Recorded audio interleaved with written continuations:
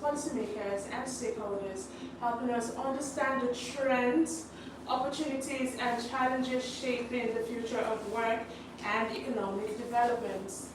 Young people remain Nigeria's greatest demographic advantage and perhaps its most valuable resource for driving economic transformation, technological innovation, entrepreneurship, and sustainable national development. With more than half of Nigeria's population under the age of 35, the country's future competitiveness will depend largely on how effectively it develops the knowledge, skills, creativity, leadership, capacity, and innovative potential of its youth. Around the world, economies that invest in education, technology, research, and human capital continue to position themselves for long-term growth, while those that neglect these areas risk falling behind in an increasingly competitive global economy. At the same time, the world of work is undergoing unprecedented transformation.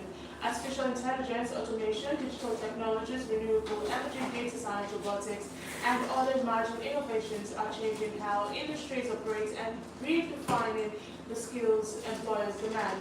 Success today requires much more than academic qualifications. It demands adaptability, critical thinking, digital literacy, continuous learning, emotional intelligence, leadership, and the ability to solve complex problems. For many young Nigerians, however, unemployment, underemployment, limited mentorship opportunities, inadequate career guidance, and the widening gap between classrooms learning and industry expectations continue to present significant obstacles to realizing full potential. As Nigeria continues to pursue economic diversification, industrial growth, digital transformation, and sustainable development, preparing young people for the future has become more urgent than ever. Governments, educational institutions, employers, mentors, and the private sector all have important roles to play in ensuring that young Nigerians are equipped not only with knowledge but also with the practical skills, values, resilience, and leadership qualities needed to thrive in a rapidly changing world. Today, we will be discussing maximizing youth potential through education, technology, and purpose-driven leadership.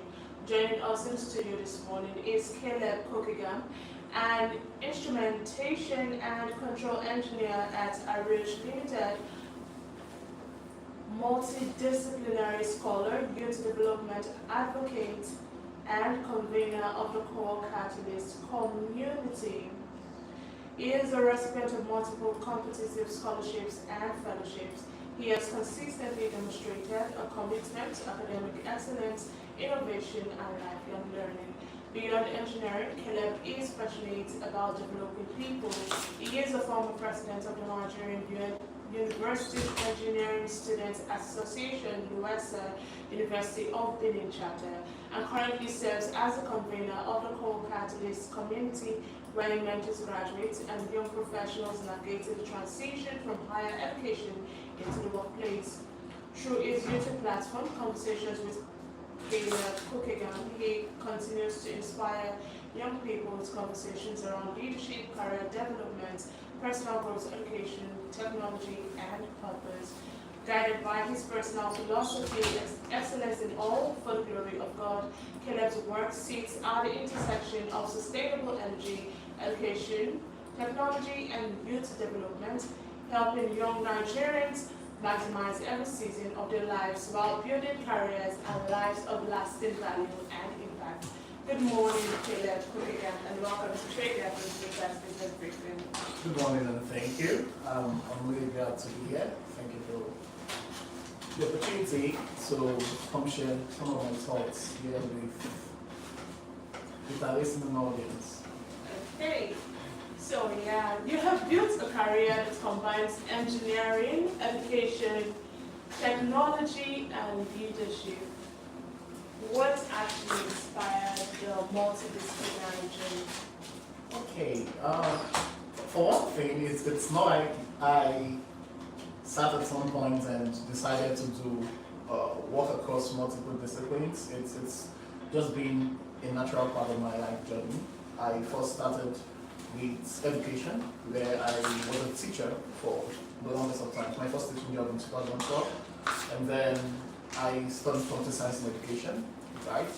But you see, it's one thing to encourage students to go in for STEM education and to excel in today's digital world, that they need digital skills and all of that, right? But I also found that there has to be that intersection. Now, not just me teaching it, not just encouraging them to do that, but that I could also get further training and further education along the engineering path. So I went to study electrical electronics engineering, right? And it was during my time studying electrical electronics engineering that I got involved in leadership and politics, and just it's continued from there. So what I'm simply saying is that it's not like I had all of it planned from the get-go.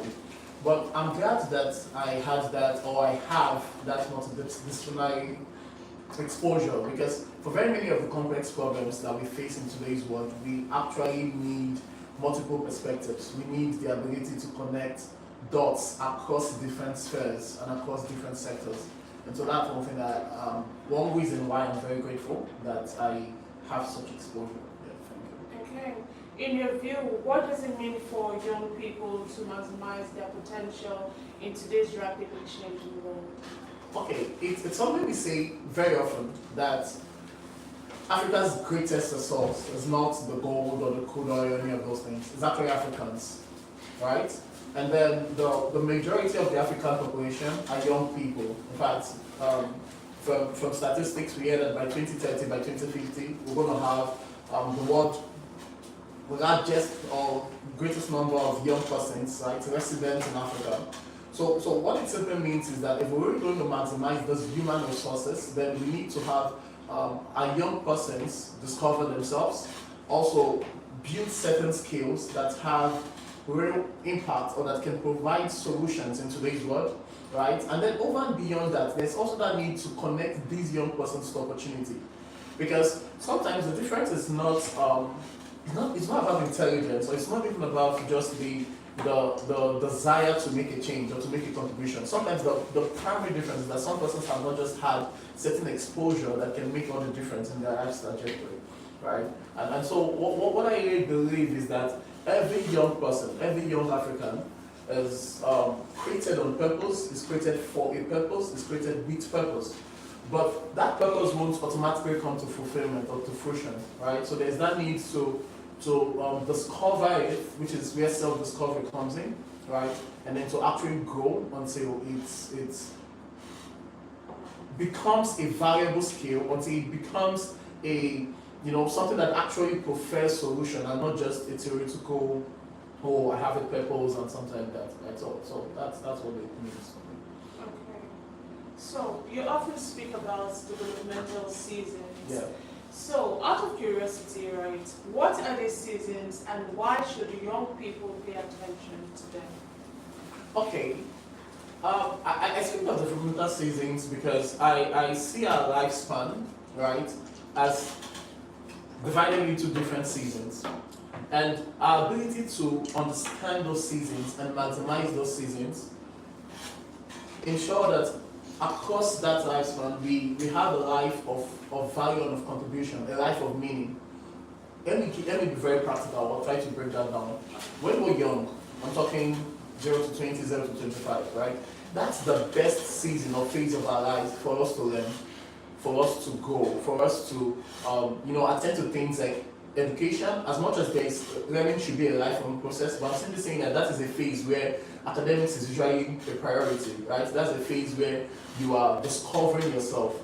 That's the phase where you are learning about a whole lot of things and just gaining all of this exposure. So it's that phase where if we do not get it right, then many other seasons of life can suffer for that, right? So I'm just simply saying that there are different seasons of our lives, and our ability to discern them properly and then to maximize them just makes for a better life and makes for greater contributions to the society, right? So our young person should commit to learning and to growth and to service, right? But then you get to another season of your life where, let's say, your 60s, your 70s, even from your 40s, where it's going to be more about giving back, more about how do you want to leave a legacy, how do you, and all of that. Okay.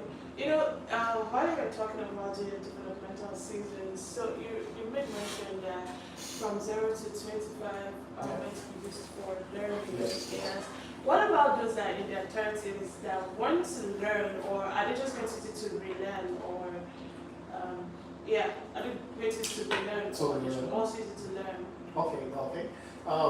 I once read somewhere that the illiterates of the 21st century will not just be those who cannot read or write, but to be those who do not have the ability to learn, to unlearn, and to relearn. Right? So definitely for people who are in their 30s, which is the age range down, coming into graduation, passing the time and all of that, right?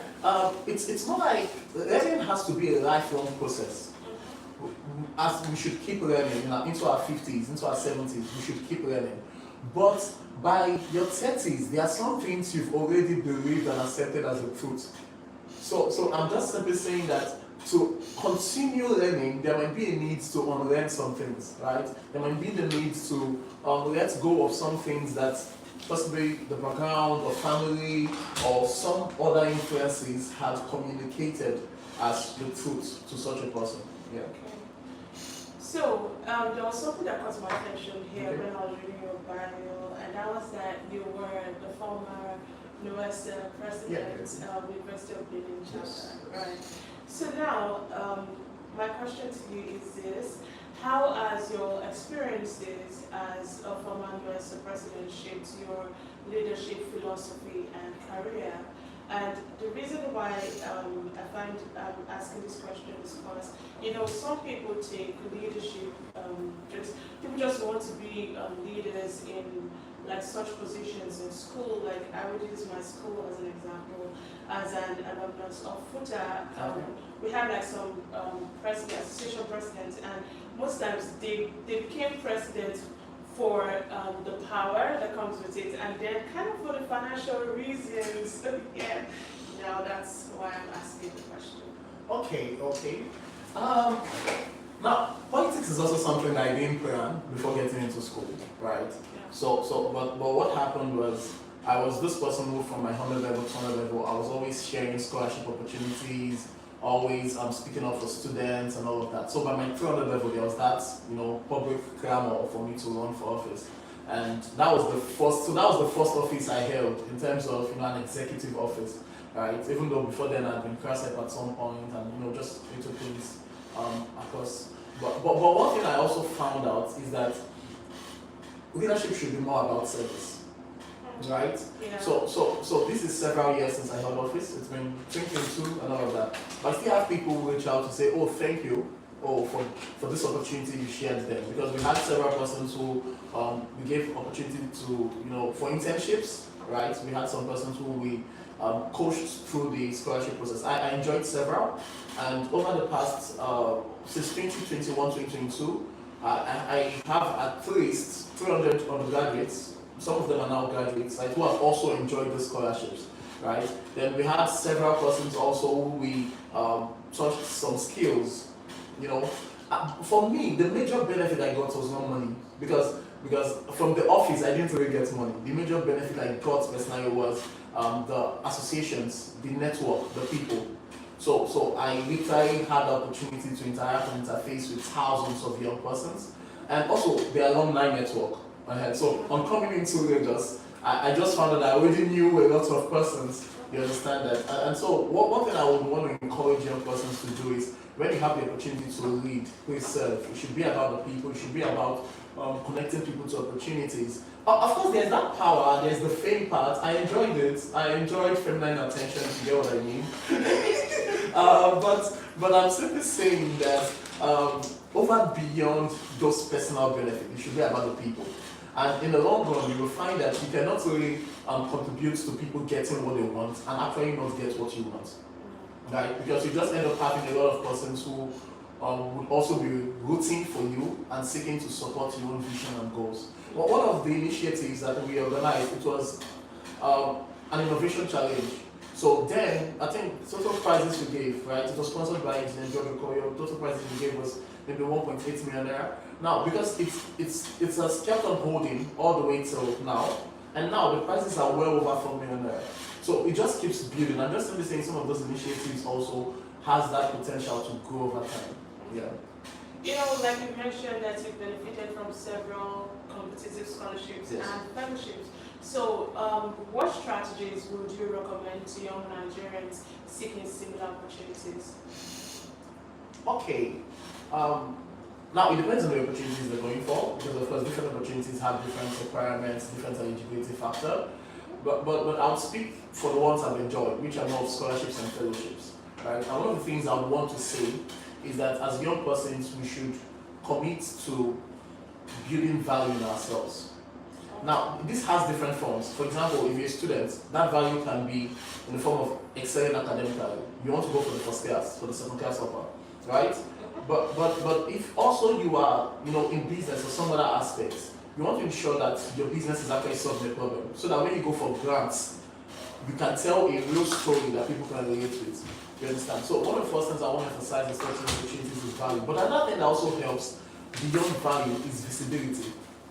There are some people who it's not like they do not have a lot of value. You can go on, right? Yeah. Okay. It's not like they do not have a lot of value, but it's sometimes because they are not seen. So there are some opportunities that because nobody knows them, nobody sees them, nobody can share that with them. So a very simple way to do that is in today's social media age, of course, we should tell our stories using IG, using LinkedIn for those of us who are,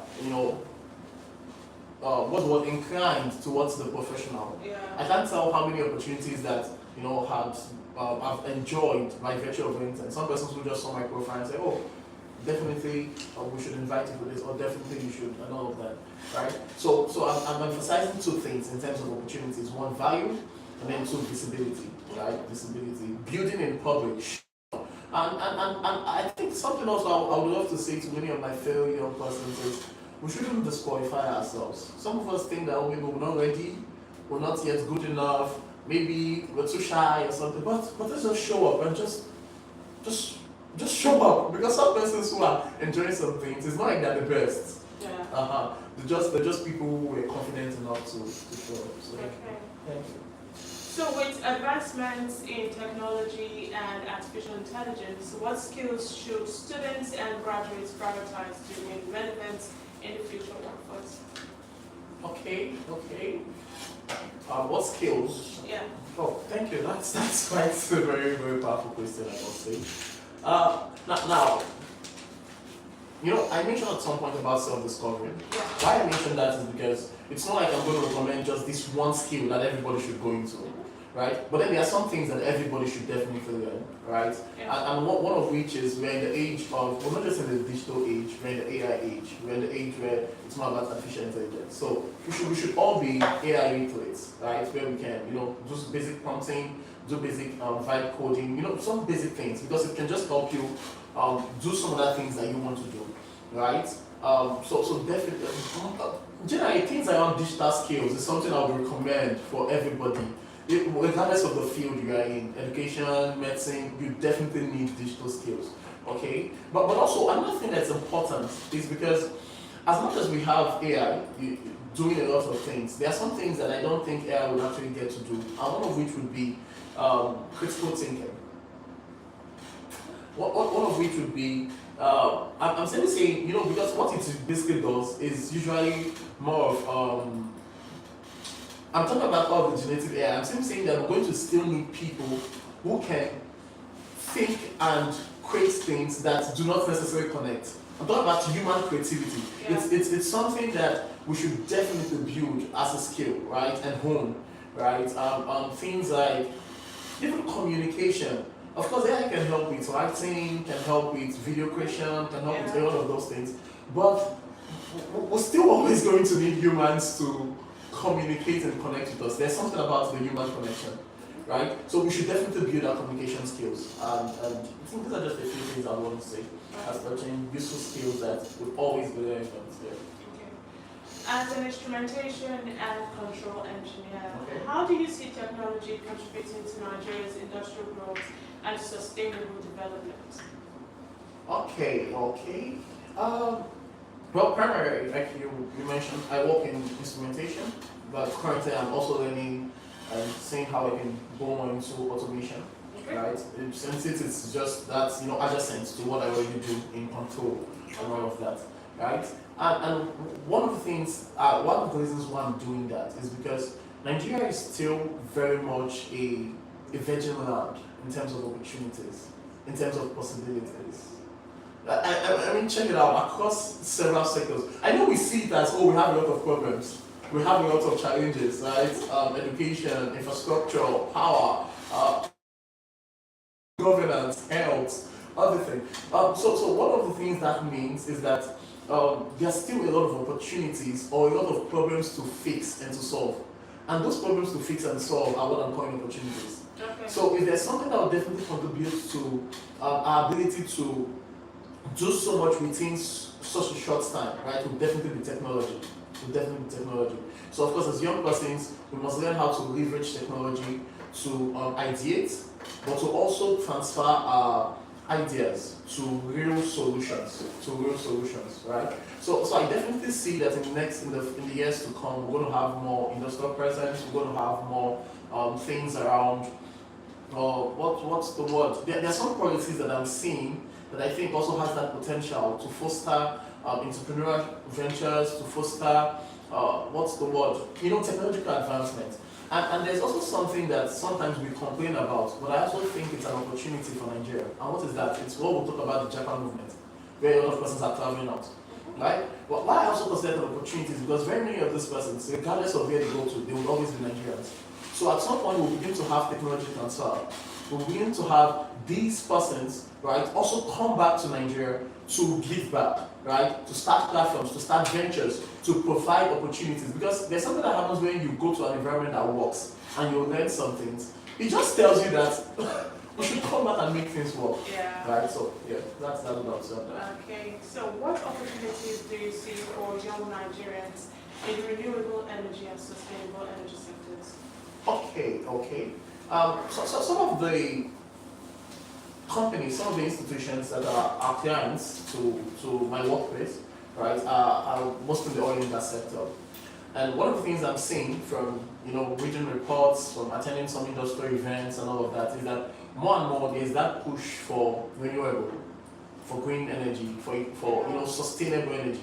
It's much more a bigger deal in Europe, right? Like in Germany, in some places in Europe, right, as compared to Africa. Because for Africa, we still have a major advantage in terms of economic edge in the area of oil and gas. We have a lot of gas resources that has not been explored or used. So I'm not saying that at once we're just going to transition to renewable. But one thing I believe is that it's the future. More and more we'll begin to integrate renewable sources of energy. When I say renewable, I'm talking about solar, talking wind, all of that, right? Yes. We're going to integrate that more and more into our energy mix. And what that simply means is that if we have young persons who are not just learning installation, but also beginning to think of better technology, beginning to think of how to, innovate in these fields, right? I'm just simply saying that it's definitely an environment where there's that potential for growth. I was recently following Nzanobe, right? His story. He's one of the very few persons who manufacture solar panels in Nigeria, right? And when I was listening to him speak and the fact that they're already exporting, it just tells me that Nigeria, we have the advantage of, how we complain about sunlight. Indoor sun is too heavy, and then when it rains, it's also pours heavily. All of those things are natural, but they also provide that potential to see how we can solve our power problem just with fossil fuel, but also with renewable sources of energy. Yeah. Okay.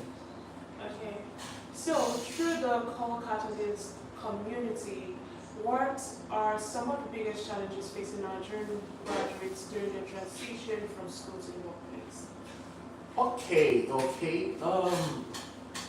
For very many Nigerian graduates, especially core members, because the core catalyst community, it's primarily for core members, right? That season where they just left school and they're currently serving the country. And for very many of them, one of the major challenges I see is lack of clarity.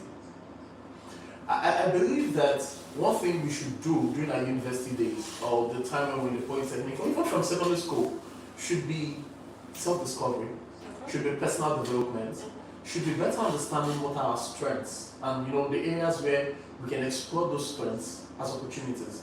But I still see many young Nigerian graduates who are still not sure as to, what industry do they want to build a career in?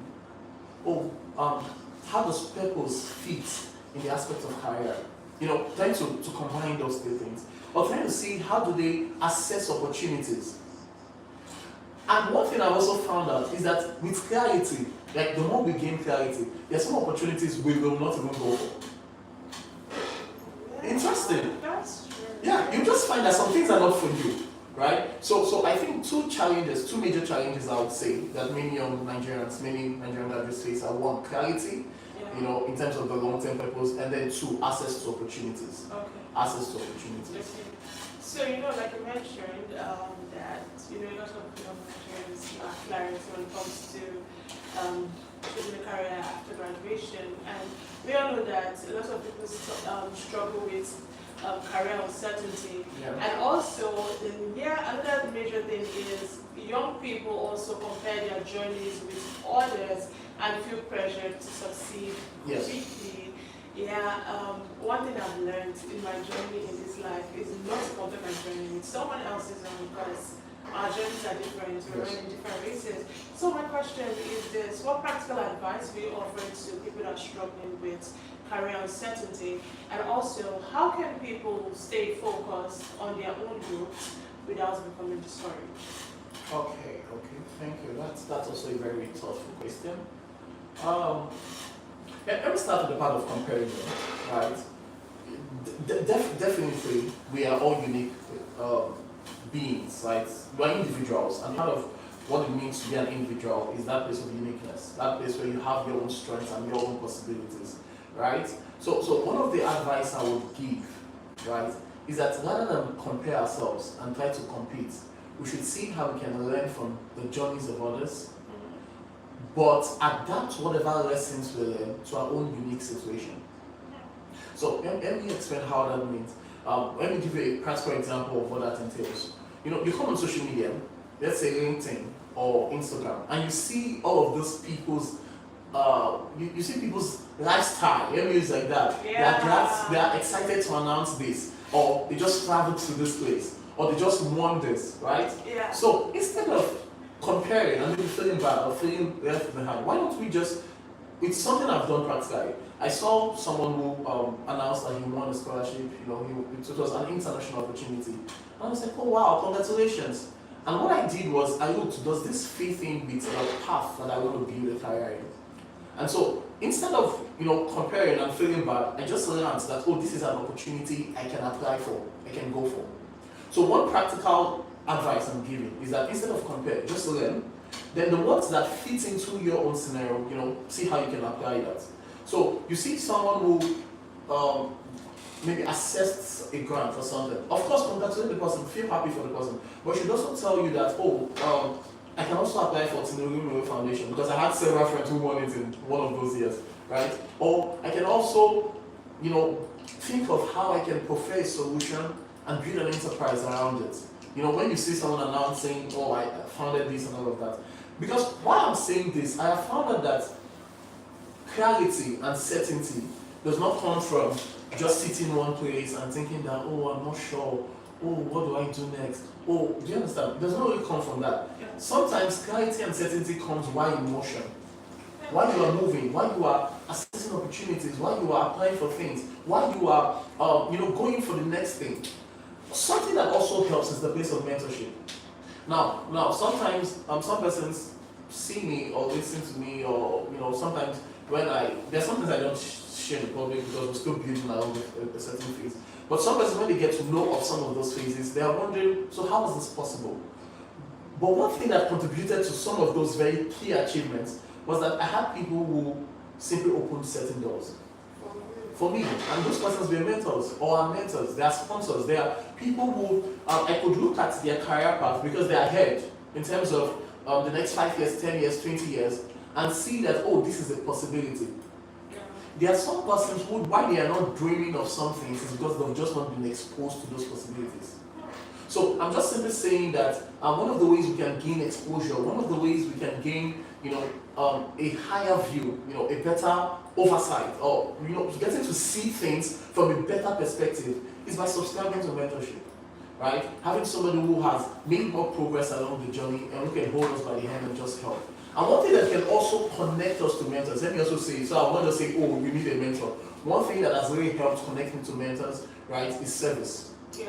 It's volunteering. Yeah. It's that thing where when I show up for events, or sometimes when I hear of an event coming up, I'm not just thinking of, oh, I want to just attend. I'm thinking, how do I volunteer? How can I contribute to the success of this? Right? So if as young persons we have that attitude or that mindset of contribution, how we can be of service, how we can help, right? It's inevitable. It's going to bring us into connection with people who will notice that. You know when the Bible says that seest thou a man diligent in his business, he will stand before kings and not mean men. Right? That the gift of a man can make a way for him. And all of those, I'm just simply saying that we trust God that He will orchestrate some things, because some things is not I can't. Okay, one example, I went for an event, right? And then of all things, I was serving drinks. I was holding drinks here. And one of the persons who came up, just pick up the drink, because just to mention, there was no other way I could be in that room if I was not serving, because it was exclusive, high class, whatever. But one of the persons who came to pick up one, right, and then engaged me in a conversation and a few other. And then I found out that he graduated from my school, from my faculty, just not my department. Now, that became such a strong connection that opened other possibilities. Yeah. So I'm just simply saying two things that can really help is, instead of competing, learn from the journeys of others, right? And then subscribe to mentorship by serving and by volunteering. Okay. So, as a host of conversations with Cookeygam, what common lessons have emerged from your discussions with accomplished individuals, and also how important is continuous learning and upskilling in building a successful career in today's economy? Okay, let me start with the second part, the part of upskilling, right? Because we're in an age where there's a lot of change, where there's a lot of development, where there's a lot of progress going on a daily basis, right? There's always the need to keep learning. There's always a need to keep upskilling ourselves, right? Because anybody who does not learn and grow and improve will become obsolete. Yeah. Right? There will be some other things that before now you might have been at the cutting edge, but if you are not continuously improving, it's the Japanese Kaizen principle, right? Which speaks of continuous improvement. Yeah. Right? Yeah. So if there is no continuous upskilling, then it simply means that there's going to be loss of relevance, loss of value, and at some point you just find that you're no longer there. Right? So definitely there's that need for upskilling, for continuous learning, attending courses, conferences, taking certifications, and not just learning in the sense of acquiring knowledge, but also finding ways to apply it. Because I'm one person who is so big on not just the acquisition of knowledge, but seeing how we can apply knowledge to provide solutions. Because that is where the real value is. The real value is in the application of knowledge, right? So that's what I'll say about upskilling. But as touching the other parts, where from my conversations, conversations with Cookeygam is, we just have those conversations and also see how we can, introduce young persons to certain possibilities, often with more advanced learning persons and all of that. Now, one of the things I have found out from some of those conversations is that for very many of those persons who we celebrate, it didn't happen by accident. There was usually that entire phase of learning, of growing, of preparing, of building, sometimes in secret. We have a lot of young persons who are under pressure to build tomorrow. And it's possible. There are people who just have that rapid rise. I'm not arguing that. But you find that it's the exception. For very many persons that we celebrate, check it out, there has been a decade of work. Yeah. There has been a season of intense work. So I'm just simply saying that one thing I have learned is that place of preparation and continuous building, even when the results are not yet evident. One thing that I have learned from some of those conversations is the place of consistency. The place of understanding that we should just keep on going, keep on saying yes to the demands on our lives. Understand that at some point it's all going to make sense. Understand that at some point when we look back, we're going to see how it all connects, right? So what I'm just simply saying in emphasis, like to just summarize that point, is that we should keep learning, we should keep growing, we should keep building. That it hits a tipping point, and then from that point, the trajectory just becomes different. Okay. Yes. Yeah, so when I was reading your bio, I think I came across something that's a personal philosophy of Yeah. yours, which is excellence in all for the glory of God. How has this principle influenced your decisions and professional journey? Okay. As much as I've said a lot of things, the place of consistency, the place of learning, the place of value, and all of that, right? There are people who come into some opportunities, or come into, they get given some rooms or some opportunities, but you find that they don't last there because of a lack of character. Yeah. Because of they might have gotten the opportunity, but are not excellent at it. So that statement, that's like my catchphrase in life. That's like my philosophy in life. Excellence in all tells me that I have to be excellent in my value delivery, in my skills, but I also have to be excellent in my character. Oh, wow. I also have to ensure that integrity is a value that I hold dearly, that I live by, so that I can be trusted. You see, trust is a powerful currency. Yeah.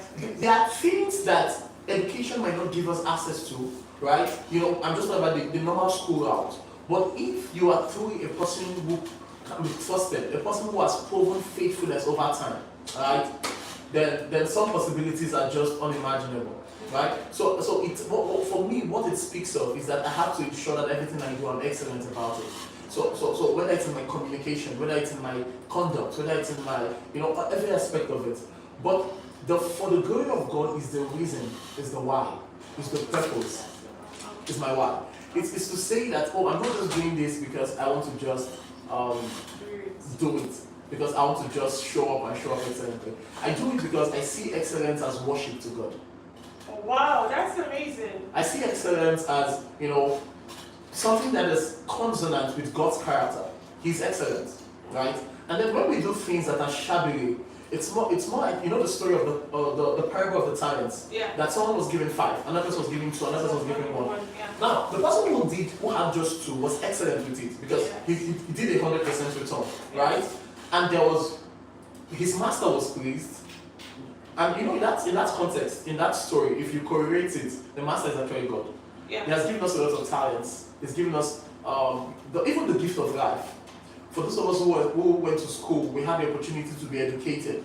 For those of us who, all the different things that are giftings from God, time, energy, even our youth is a gift. Yeah. So what we do with it, we either please or displease Him. And so for me, I want my life to count, and I want God to be pleased with me. I want Him to look at me and say, "Oh, well done, good and faithful servant." I want Him to be glorified, because that is ultimately our purpose in life, to please God, for His pleasure. That is why we were made, right? So that is a defining principle and a philosophy for me, to be excellent in all for the glory of God. Okay, so finally, what message would you like to leave with young people who aspire to build lives of purpose, excellence, and lasting impact? Okay. So I'll just give 3 words. Okay. Right? Yeah. 1, discover. Mm-hmm. 2, develop. Mm-hmm. And 3, develop. Discover, develop. Yes. Okay. What I mean by that is, they should, Socrates would say, "Man, know thyself." Yeah. We should take the time to study ourselves, Yeah. to discover ourselves, to see where our areas of strengths and abilities and our passions, the things that resonate with our hearts, the problems that we want to solve, the areas where we want to make a contribution in life, right? We should discover those things and discover how we want to build along those routes, right? And discover people who can be images of possibilities, who can be, when you look at the person's life and you can just tell that, this is something I can be and something I can do. Yeah. Right? So all of those is a discovery.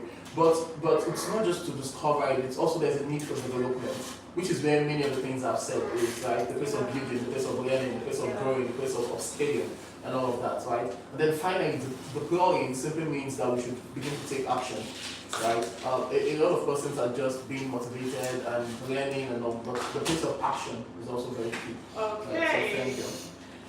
Cookeygam, Cookeygam, thank you very much for joining us this morning and for sharing your inspiring insights in education, Thank you for having technology, me. and Thank you leadership. so much. Thank you so much. Yes. Today's conversation has reinforced the reality that the future belongs to young people who are prepared to embrace continuous learning, develop future-ready skills, pursue excellence with purpose, and remain adaptable in an increasingly technology-driven world. Beyond academic qualifications, long-term success will depend on character, innovation, resilience, leadership, collaboration, and the willingness to create solutions that improve lives and strengthen society. As Nigeria continues its journey towards economic diversification, industrialization, and digital transformation, investing in young people remains one of the country's greatest opportunities for sustainable growth. By expanding access to policy education, mentorship, technology, entrepreneurship, and leadership development, Nigeria can nurture a generation capable of driving innovation, strengthening institutions, creating jobs, and building a more prosperous and globally competitive nation. If you're just joining us, you can catch highlights of this conversation on our social media platforms. We are Trade FM live across all platforms, and that's Facebook, X, Twitter, Instagram, TikTok, and our YouTube channel. We'll take a short break now, and when we return with 11 a.m. news on the hour. Stay with us.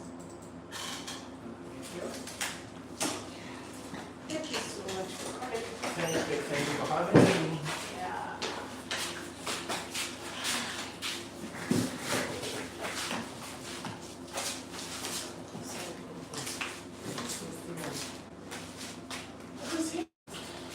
Okay, we'll begin chopping.